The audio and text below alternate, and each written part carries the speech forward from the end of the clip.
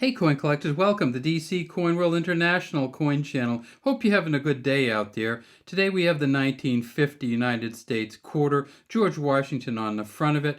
These first came out in 1932, so we're over 90 years in with these quarters already. Now they've changed up just a little bit, and those of you who have seen the newer quarters have noticed that we have a different George Washington on the front now. The Laura Gardner Fraser portrait, which first came out in 2022.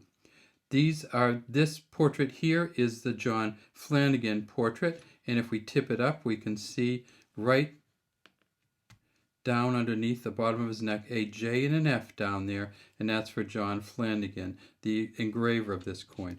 Now the Laura Gardner Fraser coins were also designed for 1932, and the U.S. Mint director had to choose between these two images and chose this one. But when they started to do the American Women series coins, and this is the Eleanor Roosevelt coin here, they went back to Laura Gardner Fraser's 1932 Washington portrait, and that's what this one is here. And you can see that it got chipped a little bit by some other coins as it was coming out of the minting process. In 1950, they made these coins at 3 different mints. The way you're going to figure out the coin is not to look underneath the date like the modern coins.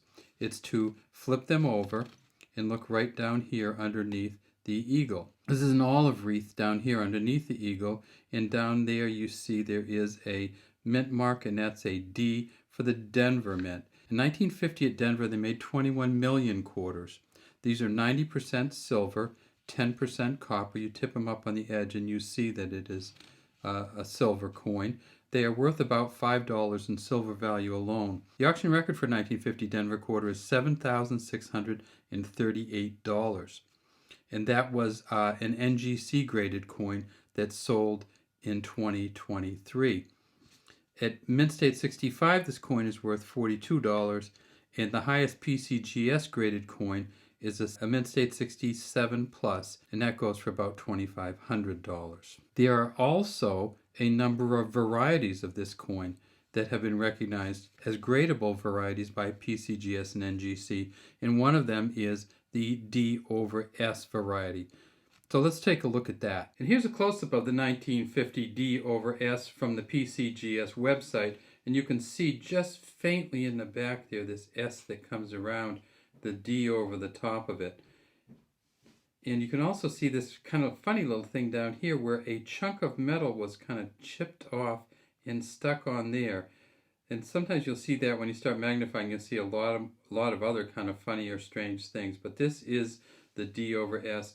The D over D looks a little bit different, and you can see that here where you just kind of have a faint outline but behind the D, and then at the bottom inside the D you can see a little more metal in there.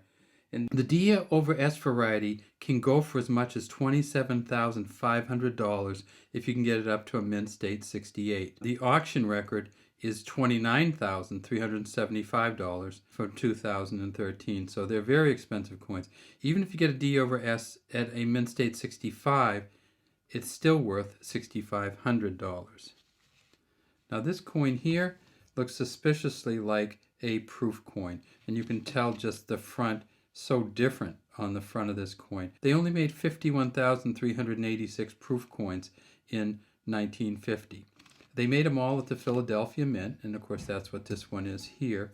And of those proof coins, the auction record is $31,250, and that's for a proof 68 deep cameo. And you can see this is not a deep cameo. Even in this condition, if it is a proof coin, it's going to be worth somewhere around $100 for a regular non-cameo proof coin. If this is just a regular Philadelphia Mint coin, we know they made $25 million at the Philadelphia Mint. At a Mint State 65, this would be worth $45. At a Mint State 68, it would be worth $3,000 to $4,000. And finally, they made these coins at the San Francisco Mint also.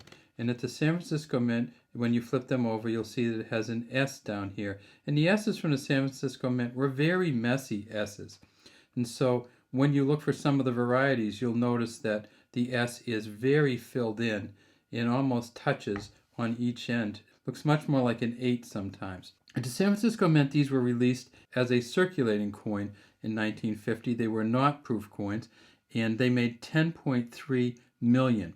The auction record is $19,800 for a San Francisco Mint coin.